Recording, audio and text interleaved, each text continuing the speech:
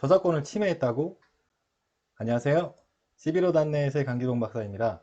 오늘은 저작권 침해 관련한 내용을 살펴보려고 합니다. 열쇠, 조지현 학생의 시인데요. 예전에도 한번 이 시를 우리가 살펴봤었습니다. 저작물이고요. 자, 이 시를 보고서 학교 시 창작 과제가 있을 때, 와, 훌륭한 글이네. 야, 이걸로 창작 과제를 한번 해볼까? 하고 그대로 가져와서 이것을 제출을 했다. 자, 포스터 제작을 하면서 아이들에 관련된 이런 포스터인 거예요. 이 시를 이렇게 포스터 제작에 썼다. 자, 영상 제작, 어떤 아이들이 출연을 하고 그리고 그 아이가 시를 읽는 그런 장면을 넣어보고 싶은 거예요. 그래서 이 시를 가져다가 이 영상 제작에 썼어요. 자, 블로그. 와, 이거 블로그를 운영하면서 이 시가 너무 좋아 보이네요. 그래서 블로그에 이렇게 공유를 하는 거죠. 그리고 이제 SNS에서도 나만 알기가 좀 아까워요. 그래서 이 시를 SNS를 통해 가지고 공유를 하는 거예요. 이렇게 했을 때 이 시를 다른 곳에다가 이렇게 반영을 하는 거잖아요. 가져와서. 그랬을 때는 저작권 침해가 될 수가 있는 겁니다. 물론 그 전제가 있어요. 일단 이 시가 저작물이어야겠죠. 저작물이어야 돼요. 물론 이 시는 저작물입니다. 훌륭한 저작물이 성립이 된 거예요.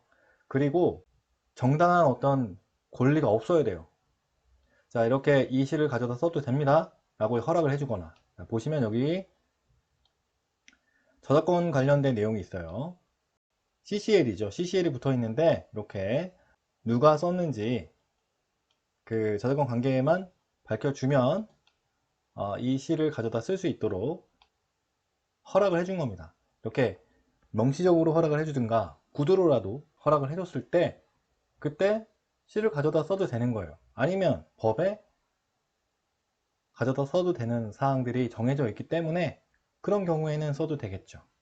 자, 이렇게 정당한 권한이 있을 때 써도 되지만 그렇지 않은 경우에는 가져다 쓰면 안 돼요. 그런 경우에는 침해가 되기 때문에 그렇습니다.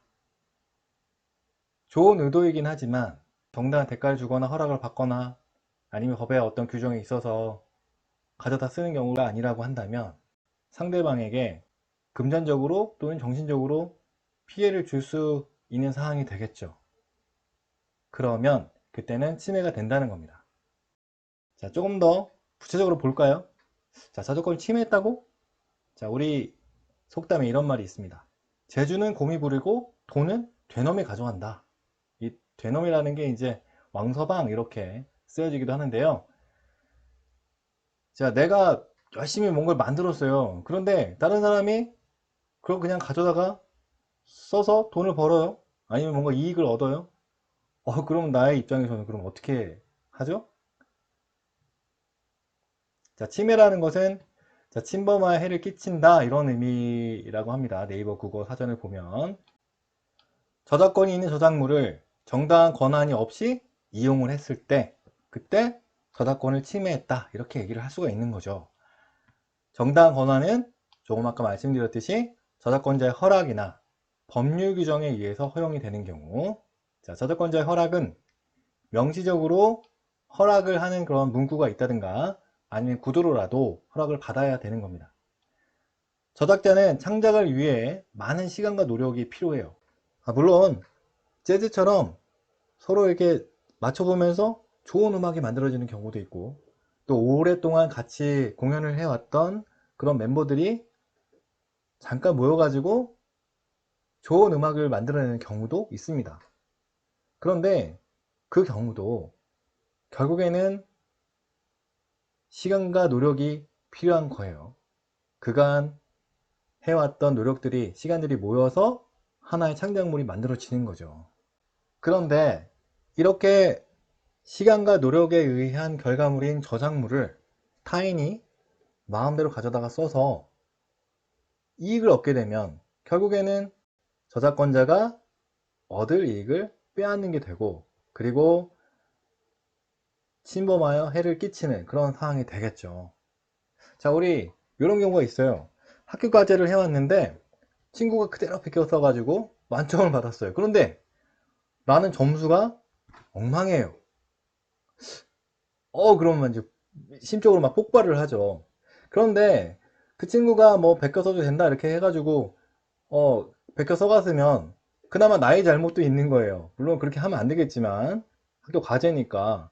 그런데 그 친구가 무단으로 이렇게 베껴 써서 만점을 받았다 이러면은 그 자체가 문제가 되겠지만, 한편으로는 나도 내가 얻을 이익에 대해서 그 친구가 이익을 가져가게 되는 거고, 다른 한편으로는 박탈감 때문에 상당한 또 정신적인 피해를 얻게 되겠죠.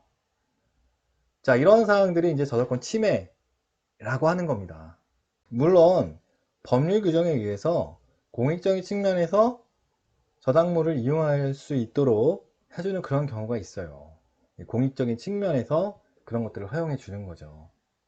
그렇지만 이렇게 어떤 결과물, 어떤 창작물, 내가 시간과 노력을 들여서 비용을 들여서 만들어낸 어떤 것들을 다른 자가 무단으로 이용해서 어떤 결과물을 얻었을 때는 그런 사항을 저작권자 입장에서 기분 좋게 생각을 하기가 어려울 겁니다. 자, 그래서 저작권을 침해하게 된다면 저작권자가 저작권 침해에 대해서 경고문을 보낼 수가 있고요. 또 내가 만약에 저작권을 침해했다고 한다면 그런 경고문을 받을 수가 있습니다. 저작권법을 근거로 소송을 제기할 수도 있어요.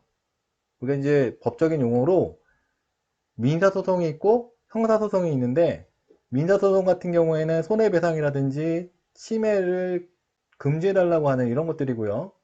형사소송 같은 경우는 처벌을 하는 거예요. 검사, 경찰 이런 분들을 통해서 징역을 살게 하거나 아니면 벌금을 물게 하는 거예요.